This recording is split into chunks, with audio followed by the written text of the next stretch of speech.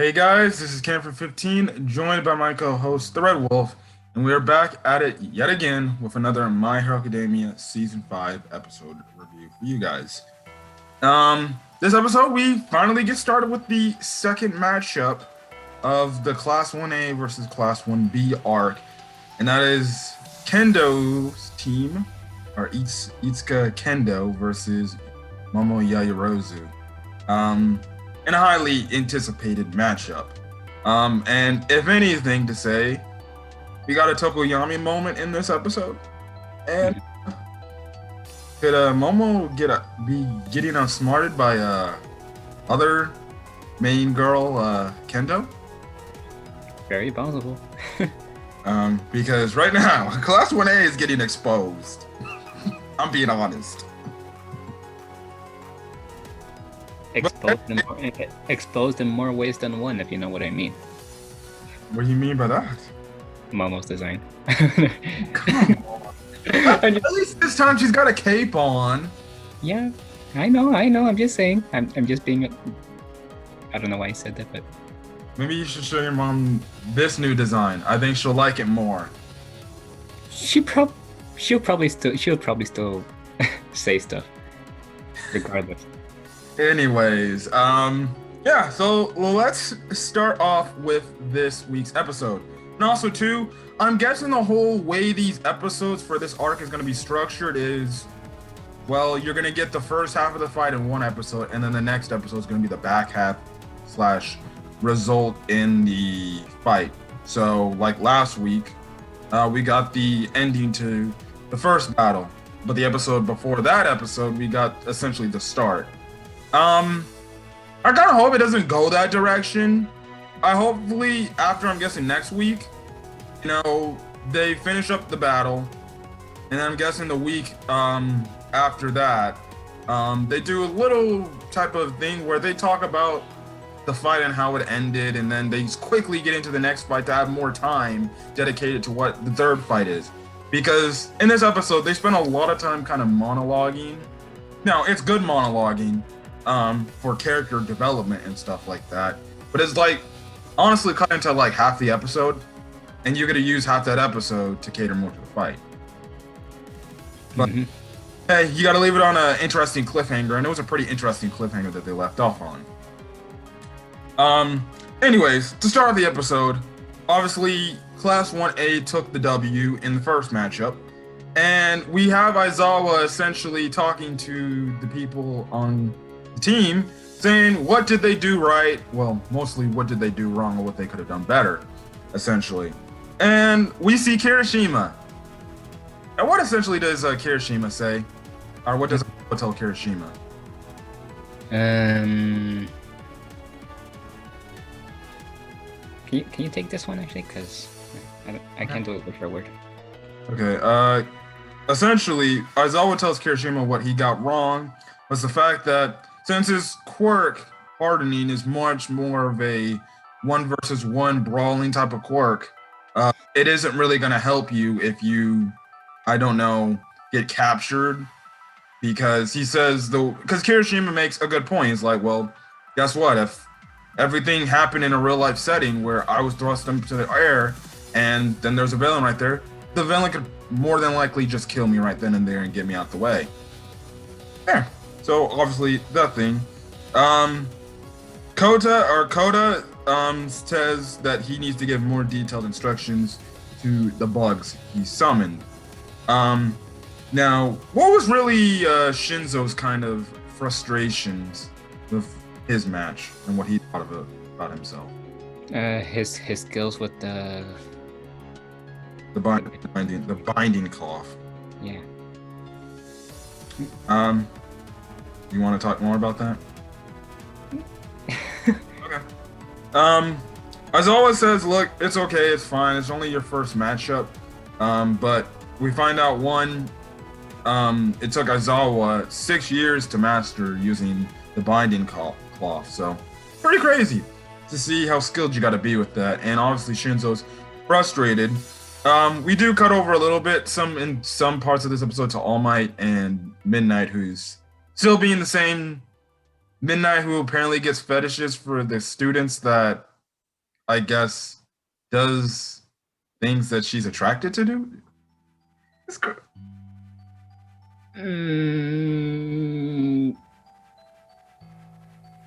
Like she likes their like how they behave or something. Like I have no clue. She gets a fetish for when the students do something and she thinks it's cool, and then she starts like, he's like my type of man or some shit like that. I'm like, and All Might just looking at her like.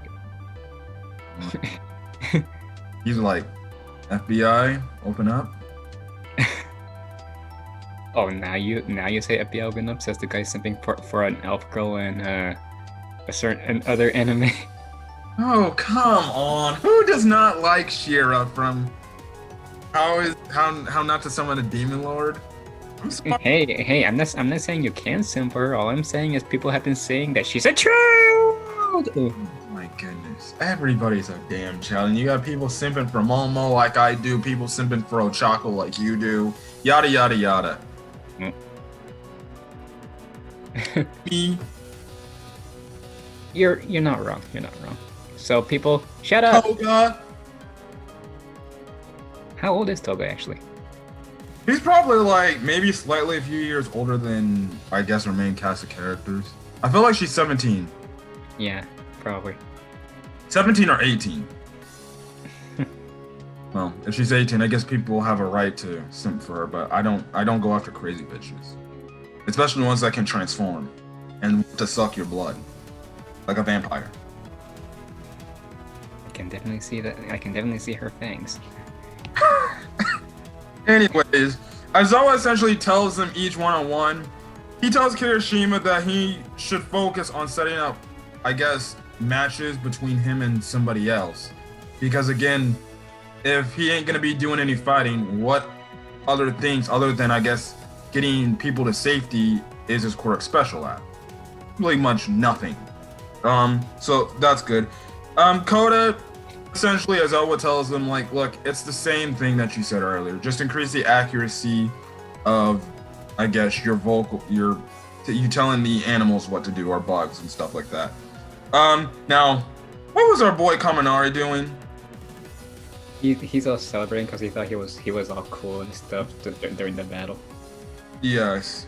The other Class 1A students do bring up that what the others did in the Shiha Saikai arc or the overhaul arc and stuff like that. So it obviously goes to show, even though these heroes in training did get that literal like life or death experience, that doesn't mean you're gonna be like, oh, best type of hero in the school, because you're still going up against other people who are hungry to be heroes like you are, and you still got things to learn and stuff like that. So yeah, but again, they do another Jiro x Kaminari shipping moment because she's laughing at him, how dopey he looks. Yes, it's a shipping moment. Don't judge. I don't think nobody judges the Jiro x Kaminari ship. Oh, shut up now. Jesus. Yeah, well, unless I guess you're in the Bakugo fandom. What do you think? What do you think, Cameron? Anyways, let's speed things along. Expose me now? I'm just kidding. Never mind. Kaminari essentially, as I was like, dude, you need to do better with a full team. You couldn't do all you could. You only did all you did with like half a team. Do better.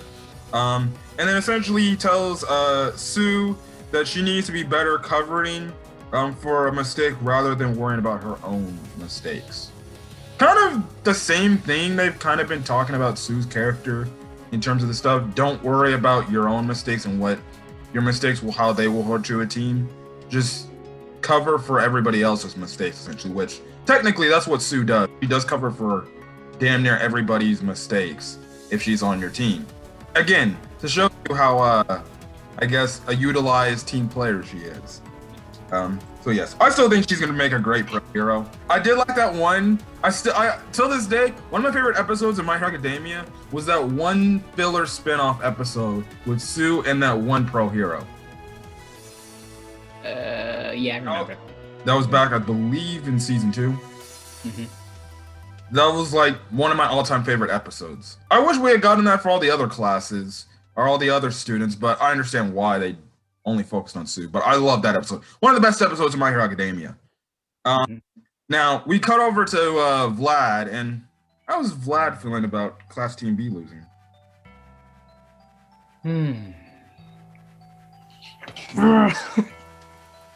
You gotta improve on your shit and the shit. You know what you say.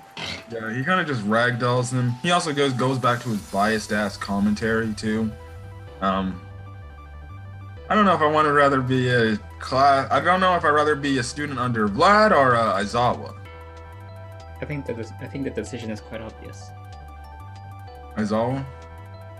I feel like Vlad would go a little bit more easier on you, but because Aizawa was strict as hell. Yeah, but he's not biased. I guess you could say that. But hey, at least your teacher loves your class, though. Wouldn't your teacher have that? Well, we do know Aizawa likes Class 1A. He's like that. Exactly. Again, we pan over to All Might. All Might kind of... Because now, at this point in the time of the story, it's winter time. So I'm guessing, I think it's like late December, early January / February. No, yeah, early January for them, from what I remember. So he's just kind of recalling everything that's happened in the storyline up to this point. The USJ attack, the whole Stain arc stuff, the camp arc, everything bad that could have happened to Class 1A, which actually happened to them. And All Might just kind of recalls it, and he talks about how crazy they've grown. And I'm not gonna lie, Class 1A has grown over time. Now mostly they focus on the more main important characters, but throughout all these attacks they've been a part of, and even in some of these, I guess you can say, investigations like the Shihei Hasaikai, they have all grown in their many ways to progress their characters. And this is another moment where, well, if you have a favorite character that's not Deku, Bakugo, and Todoroki, you're a character, or you're a fan of other characters, this is essentially their arc to shine. More than likely. Like, for example, Tokoyami fans should be happy because they focused this episode really on Tokoyami. On this one.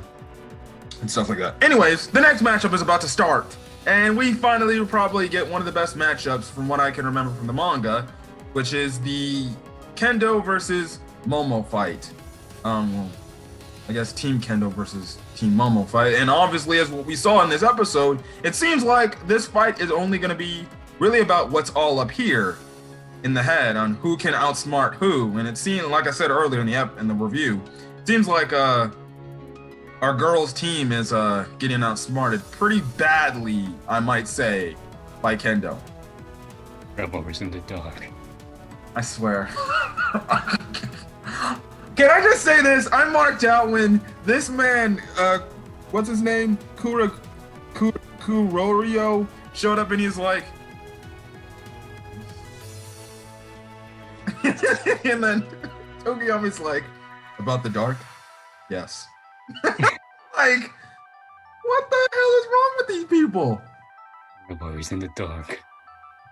I swear, if they use that line in the dub, I'm gonna probably literally get off my seat and start dying of laughing. What's your belief? River in the dark.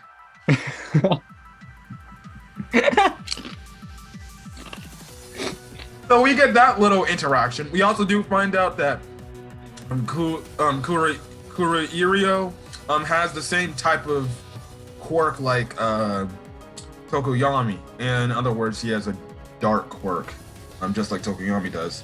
Kendo actually talks to Momo a little bit before the matchup, and what was the first question Kendo asked our girl Momo? Which probably everybody, even myself included, asked, why?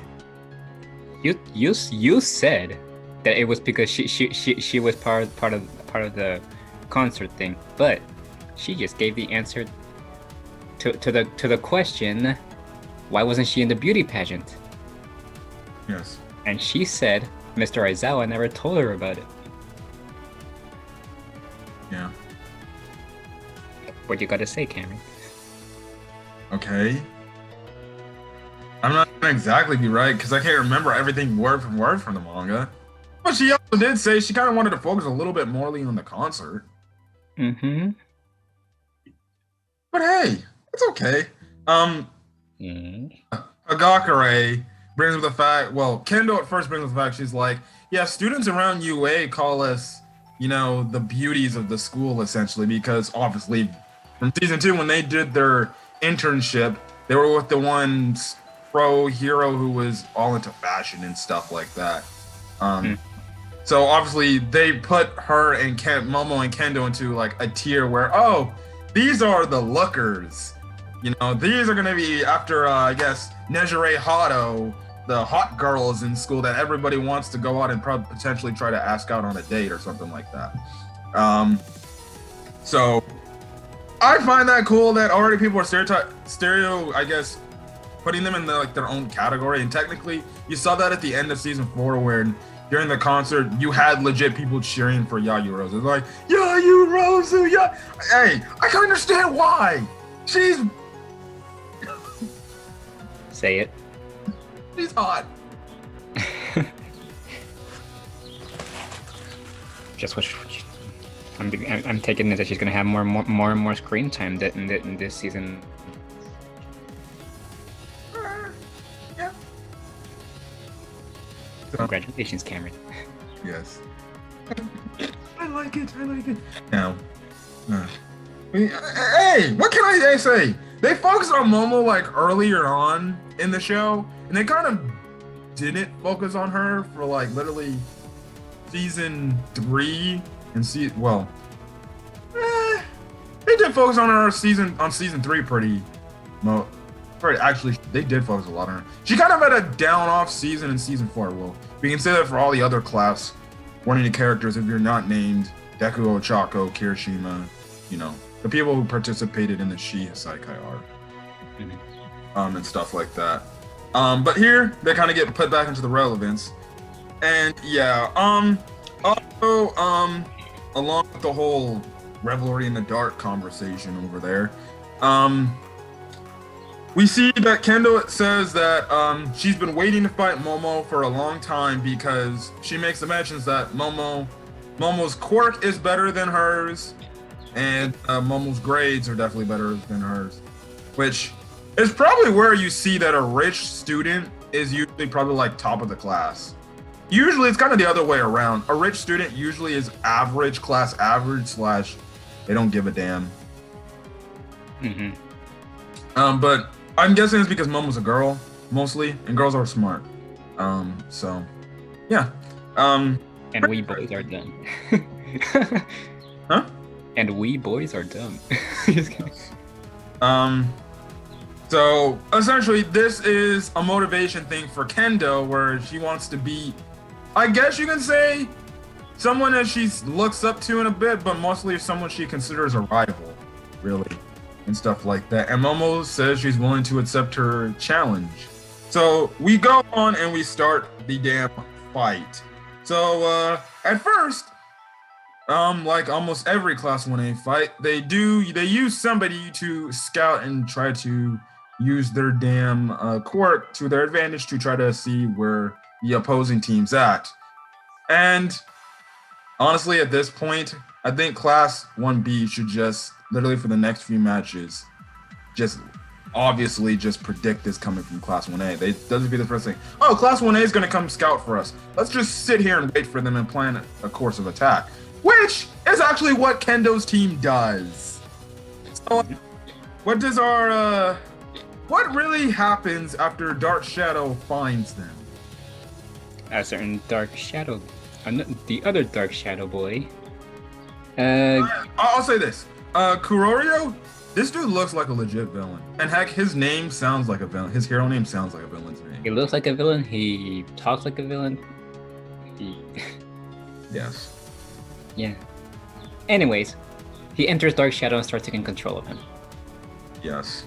And it starts to throw their entire plan for a loop. And essentially it's like, oh, Kendo's plan is working and everything.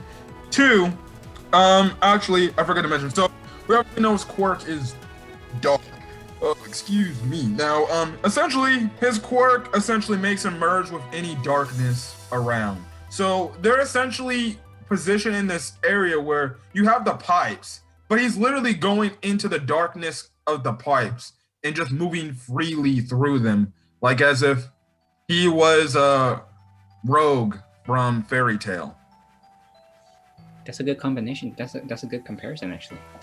Yeah. So it's a pretty interesting quirk because what does he end up doing with his quirk that kind of throws a little bit more of the issues into plan? He has everyone assuming he was going after Tokoyami, but guess who he goes after? Well, I can't stop twinkling. Yeah, so he just suddenly grabs him and starts shadowing away at high speeds, and then something unexpected happens. Look. Yes, you want me to talk about this? Go ahead. So earlier in the episode, before all that happens, we get kind of a little talk between Tokoyami and Kurororio, and essentially we see that, I'm guessing you can say Kurororio has like some sort of beef with Tokoyami. I guess, like, he wants to be the better, I guess, dark user than him in class, or in the school, and he's like, I've been gearing up to fight you. I've been waiting for this moment, and stuff like that. And this is when we focus on some backstory character development for our main man, Tokoyami. Now, we knew earlier in the series of My Hero Academia, back during season 2 events, yes, that's so far from now, back when they did their week internship with a pro hero, we knew that our dude Tokoyami was picked up by, well, at the time, I believe he was the third hero, the third pro hero, but now the second, pro hero at the time, or at this time, Hawks. We found out that he got picked up by him, and we kind of see some of that stuff, how he's trying to keep up with Hawks as best as he can. Like, Hawks takes down this one villain, and Tokoyami shows up late to the scene. He looks exhausted as shit because he's been running around and stuff like that. And essentially Hawks is like, take care of this dude and arrest him and stuff like that. Tokoyami goes after to follow him and stuff like that because he's trying to learn some things. And he sadly doesn't catch up to Hawks at all. Like, he was chasing him for like hours and hours and hours and stuff like that. And then, so what essentially happens is you have this scene where Hawks is like, oh, can you not only tell me about the USJ attack and everything, and then two, could you, the reason why I chose you is because we're one of a kind, like birds. We're birds. I'm a hawk, you're a eagle, some sort of type of looking bird thing.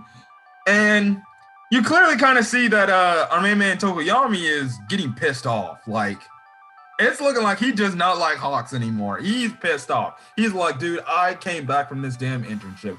I didn't learn a damn thing.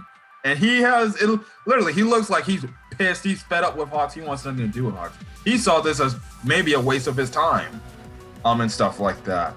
And I'm like, damn. Mm-hmm. If you thought it didn't get worse, if you didn't like the internship at first, who would have guessed? Because you got chosen to go back to his internship or his little program again. So you probably, if this is a real world setting, you do this internship, and I've done an internship before. You come out of it hating it because you felt like you didn't learn nothing. You'd probably be like, I don't want to go back and work another internship for that company again. Only to be selected back to that internship where you probably be like, this motherfucker picked me again. So, clearly, this is when Tokoyami could have dark shadow over his body at this point. And again, this was during season 4. And Hawks kind of looks back at him, and Tokoyami looks up at Hawks, and Hawks is giving like an expression of pure rage. This man hates him, Hawks, bruh.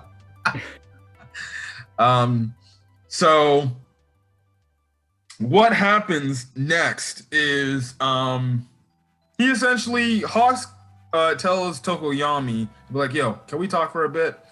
And then Tokoyami is like, what the fuck do you want with me? Obviously, because he feels like he's just gonna ask him more shit about UA and League of Villains and stuff like that. So I'm guessing maybe this is around the time when he was trying to get into the League's good graces. I guess you can say for Hawks. And what does our main man Hawks take Tokoyami out on? Into the skies above. Yes. And essentially, what Hawks essentially tells Tokoyami is the fact that I want somebody to kind of keep up with me. That's why I selected you. And then what Hawks essentially meant is 20% because we were birds, 50% because of the League of Villains and what you could do to me, and 30% because he thought he was wasting his potential. Essentially saying, you're a very talented kid. I want to take you under my wing, and I want to teach you some stuff. You know, you're gonna have to cooperate with me to do it, but you know, let's do this because I think you have a lot of potential and stuff like that. And he essentially says, listen, you can't stay on the ground forever, so spread your wings and fly. And what do we see in this episode coming out of that backstory? He spreads his dark shadow and flies. Yes, and Deku probably gives the most detailed expression where everyone's like, motherfucker stays talking. Essentially a much more condensed, shorter version of Midoriya's a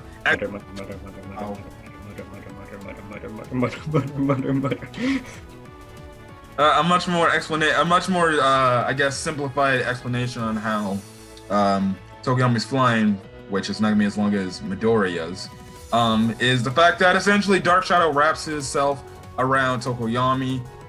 His hands essentially are like the wings, which can also help him still attack in the air, and then two Dark Shadows under Tokoyami's cape, so light-based attacks can't affect him. As we see after Tokoyami saves Ayama flying, which shocks Kuroryo,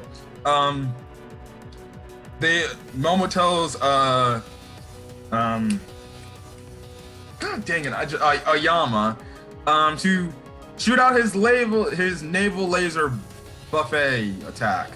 And it's just firing all over the place and everything and things like that. And again, beautiful animation here. Can I just say this? This animation was crazy. And you just have Kuroryu kind of dodging the attacks and everything, which kind of plays into Class 1B's advantage. We don't know this at the time as you're watching the episode. And it's like, oh, we got him cornered. We did this. We did everything. But also, too, like I said, with the naval laser being fired, essentially now that Dark Shadow's main body is under Tokoyami's cape, you had Tokoyami like, hey, Dark Shadow, cover yourself so you don't get affected by the light. And that kind of makes it a pretty interesting technique. The new move is called Dark Fallen Angel. So this is Tokoyami's, I guess you can say, his big moment. So you Tokoyami fans, you finally got your moment. Now, there's more moments of Tokoyami coming in the future, but this is probably, I would say, his biggest moment at this. No, at this in this point in the anime, this is his biggest moment. Yeah. So there's gonna be even bigger moments for him. There's gonna be a part in the future that's gonna be a pretty big integral moment that's very key to the story. I'm not gonna say anything. I'm just gonna leave it there. So yeah. Anyways, what happens at the end of the episode, my friend, when it looks like they got him cornered? Suddenly, a little mushroom grows on Momo's nose, and then suddenly all over Invisible Girl, and that's when they find out that Kendo's Plan B is at work. Yes, and essentially the thing was, Plan B gets started when there's a light that fires, which shows that Kuroryo's plan has failed. And that's where the episode ends off, with Kuroryo saying, "Oh, to Momo, oh, Kendo's 10 times smarter than you," as you get this, I guess, somewhat menacing, cute smile from Kendo. At the same time, the mushrooms are coming from Mushroom Girl Komori, and that's where the episode ends off. So it seems like Class 1A is definitely falling for Class 1B's traps, and it seems like Kendo is definitely, and I mean 100%, outsmarting Class 1A and Momo. We know Momo to be the strategic fighter. Again, one of my favorite episodes of My Hero Academia was when Momo was literally up against a super genius and outsmarted her. So, the main question is, will she do it again? Find out next time on MHA. Obviously, I feel like the reason why they did the whole mushroom thing is so they could tell where Invisible Girl is at.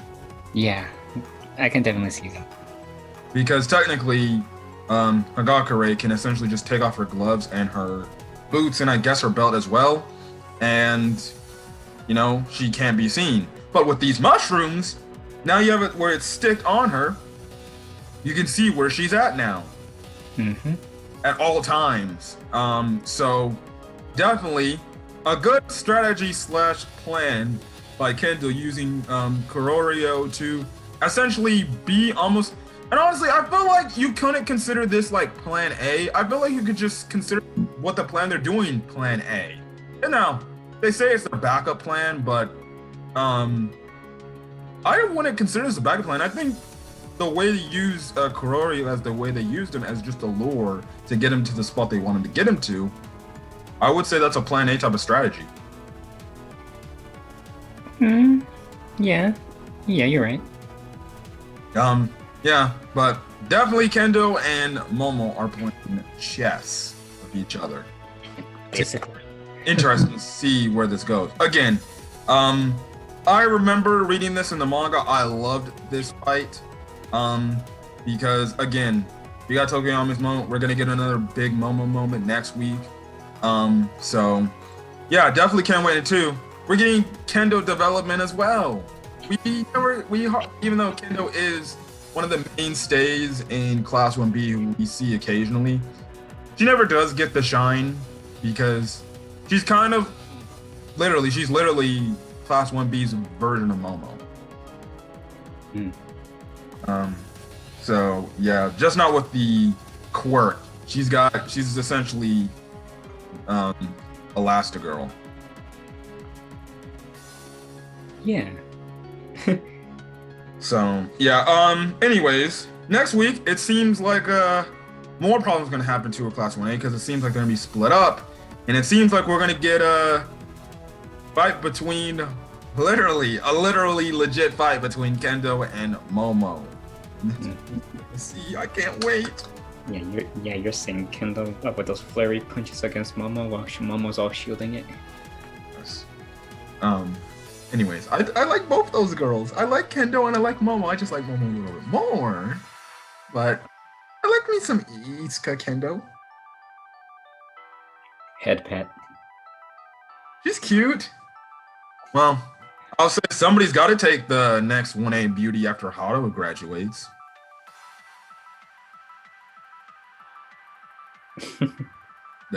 Unless it's gonna be, I guess, Ochako or some other girl. Yeah.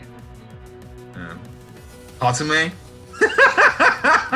Nah, not Hatsume. She stays dirty. She's got to work on her babies. I'm sorry. The only reason why I mentioned Hatsume is because I'm watching the third episode of the English dub, and that's the part when Ochako got flustered by damn near Hatsume again. Just let you know, your boy Deku loves you like that. He can't express his feelings because he's not bold like that, but maybe he will at the end of the series. Maybe. I want these two characters to date. Because I've read the manga, yeah, students can date between amongst each other. And you're saying someone's gonna get together eventually? It's not a Class 1A member. It's somebody else from a different school. From a different school? Okay. Sad face. But essentially, it confirmed it when I And I'm like, oh, so students in the same school can hook up with each other. It's just got to be at their own free volition. Mm-hmm. I'm guessing you also have to be professional about it in class too. Sad face. Also, another thing, if we're speaking about ships, they did focus a lot on Todoroki this episode too, because we know that Todoroki is usually, if you're shipping legit straight couples, most people ship Todoroki with Momo, which we barely get interactions between them anymore. Like, the last legit main interaction between the two we got was literally season 2. Mm-hmm. I love their season 2 fight against Aizawa. One, not only for the shipping moment, but two, because of the fight. But they even show a little cut of Todoroki in the next episode preview. Essentially, Todoroki's like, I'm gonna be intrigued to see what Momo's plan comes up this time. I'm like, of course you're intrigued. You're intrigued in various reasons, Todoroki. She's gonna be your future wife. Just think of it. Well, they're both somewhat rich. They're both top tier students, technically. Top tier students. They're both listed in on recommendation. So, as one-on-one, look, the perfect couple. She's more outgoing and stuff like that, and Todoroki's kind of more the closed-in case person. And we already know Todoroki believes in Momo. He even voted for Momo for a class rep, wasn't he? Class rep, wasn't it? Or class rep. Yeah. Or vice rep, essentially, because Ida's the main rep. Yeah, but he voted for her for class rep before. Oh yeah. But definitely, really freaking interesting. I enjoyed those two dynamics. Again, I would mark out if I saw future, I guess, ships end up happening, which is really only the future ships in My Hero Academia in Class 1A. Obviously, are Deku and Ochako, despite everyone wants to freaking hate that ship, but I appreciate the people that like that ship. Then Todoroki and Momo, and then Jiro and Kaminari, most definitely. Mina and Kirishima is another ship from their backstory, because they've known each other since they were damn near in high school. Or, no, junior high. Tokoyami and Sue. Would you consider that a ship? They did have a moment in season 2, if I remember. Or yeah. Like when they were fighting the teachers. Yeah, I know. Ectoplasma. Yeah. I mean, the ship Sue with anybody, to be honest. I feel I'd put her on her own type of thing. I guess. Deku and Sue had their moment too. We do not ship nobody with Netta. Hagakure and Luke Skywalker boy. He's gonna stay single. So sorry. Ojiro, I believe his name Ojiro. Big-tailed man. Oh. I call him Luke Skywalker because he legit looks like Luke Skywalker, and Horikoshi loves Star Wars. I ship Hagakure with him. That's kind of really it, but honestly, if you ask me, I feel like Hagakure gets a lot of flack from all the other boys. Like, at one moment it's with Ojiro, and next moment it's with the multiple limbs guy. She kind of just goes around. I'm not trying to say she's a you-know-what, but I'm just saying. You're gonna have people thinking now. Hey, ships can happen, so they can date within the school freely. Maybe they'll date. Well, if we're talking about Class 1B, Class 1A ships, let's talk about Class 1B. I ship Kendo with Tetsu. Or unless she wants to deal with crazy ass Momo. Not Momo. Monoma. People are shipping her with him. Honestly, I understand why people would ship them, because she's the main person who's like, okay, get in control of yourself, you doofus. And she drags him behind the bus, and people start saying they banged back there. I still find it funny to this day. Yeah. Okay, take all your little rage on me, right behind the bus. What? Oh, God. I have no clue. But, anyways, that's kind of it for this week's episode of... I almost said Dragon Ball Super. God damn it, My Hero Academia. Very lively discussion at the end. Anyways, if you guys like the video, leave a like. Comment section, your thoughts on this week's episode of My Hero Academia. Your thoughts on Momo getting outsmarted. Will she make a roaring comeback like she did in season 3? Because we remember in season 3, she was literally backed into a corner and it looks like she was going to lose. But she somehow pulled it together and she literally led the team to victory. The question is, will she do it again? So hopefully she does. I want her to do it again because Momo's a god. Yes. Yes, goddess. A beautiful, sexy goddess. Anyways, and a very leader, much of a leader. If you ask me, she's a leader of Class 1A, even though technically you can say that to Ida as well, and even Deku in a standpoint. Well, Deku's kind of like the moral leader of Class 1A. Mm-hmm. I guess the combined efforts of Ida and Momo, they're kind of just like the two guys. Oh, we'll help run the class, but Deku's the guy we follow behind because he's the most inspirational guy. Which I'm so glad he's getting his shine now in the manga, and that everybody who hates him is gonna be blown away.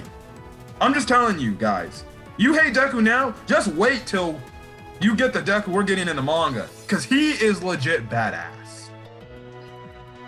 And so I don't have to hear no more Deku slander tolerated no more. Or else you'll get United States of smashed. Pause. I still hate people that say Deku's a crybaby when he hasn't fucking cried in like a lot of seasons. And more of the time when he cries, he actually has a valid reason to cry. It wasn't like in season 1 when he was just crying just to cry. Mm-hmm. Like, there's the stereotypical shit Deku gets. Oh, he's a crybaby.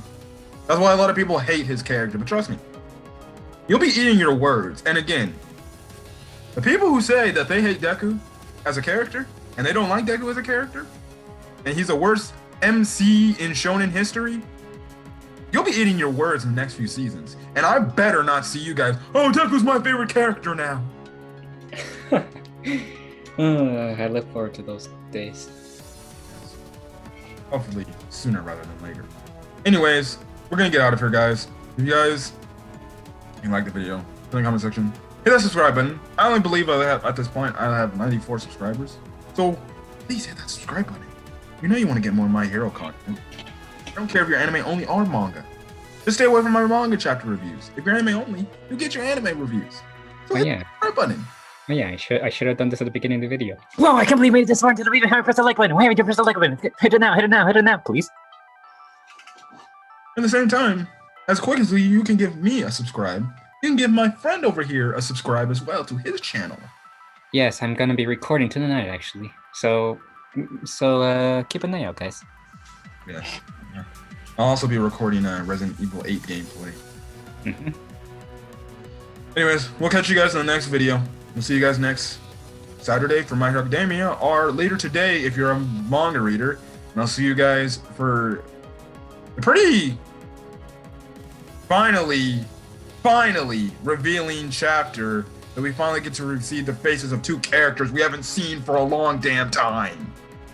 Anyways, we'll catch you guys on the next video, or later today for manga chapter review. And if you want an anime only, check out my manga chapter review. Don't get mad at me.